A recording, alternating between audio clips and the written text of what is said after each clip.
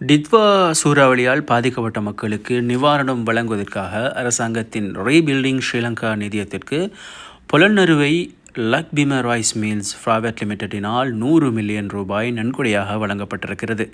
இந்த காசோலையை அருளிய வர்த்தக குழுமத்தின் தலைவர் டட்லி சிறிசேன சனிக்கிழமை அதாவது 13ஆம் தேதி முற்பகல் ஜனாதிபதி அலுவலகத்தில் ஜனாதிபதியின் செயலாளர் கலாநிதி நந்திக சனத் குமார நாணயக்கவிடம் இந்த காசோலையை வழங்கியிருக்கிறார்.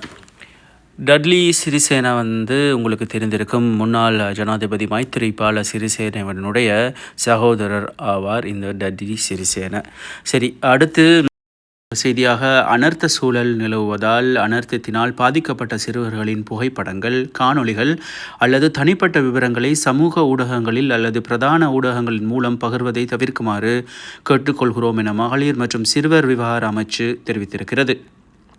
இத்தகைய செயல்கள் சிறுவர்களின் அடையாளம் மற்றும் அந்தரங்கங்களுக்கு தீங்கு விளைவிக்கலாம் என்பதுடன் இந்த படங்கள் மற்றும் விவரங்கள் கடத்தல்காரர்களால் மற்றும் பிற குற்றவாளிகளின் கைகளில் சென்று தவறாக பயன்படுத்தக்கூடும் என்றும் இந்த செய்தி தொடர்ந்து செல்கிறது.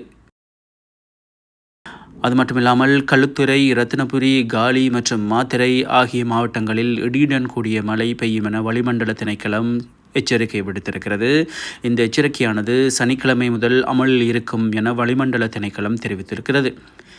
இடியுடன் கூடிய மழை பெய்யும் வேளைகளில் அப்பிரதேசங்களில் பலத்த காற்று வீசக்கூடும் எனவும் வளிமண்டலவியல் திணைக்களம் தெரிவித்திருக்கிறது. மின்னல் தாக்கத்தினால் ஏற்படும் விபத்துக்களை குறைப்பதற்கு தேவையான நடவடிக்கைகளை எடுக்குமாறு வளிமண்டலவியல் திணைக்களம் பொதுமக்களிடம் கேட்டுக்கொள்ளப்படுகிறது.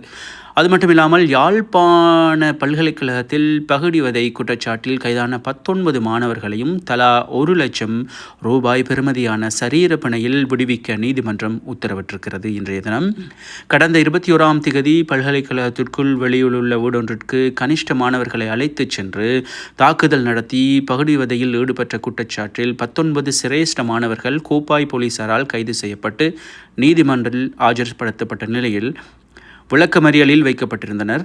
இந்நிலையில் குறித்த வழக்கு நேற்று அதாவது வெள்ளிக்கிழமை நீதிமன்றத்தில் விசாரணைக்கு எடுத்துக் கொள்ளப்பட்ட போது 19 மாணவர்களையும் தலா 1 லட்சம் ரூபாய் சரீர பிணையில் விடுவிக்க உத்தரவிடப்பட்டதுடன் குறித்த வழக்கு எதிர்வரும் ஜனவரி மாதம் 24ஆம் தேதிக்கு ஒத்திவைக்கப்பட்டிருக்கிறது. இது இன்றைய முக்கிய செய்திகள்.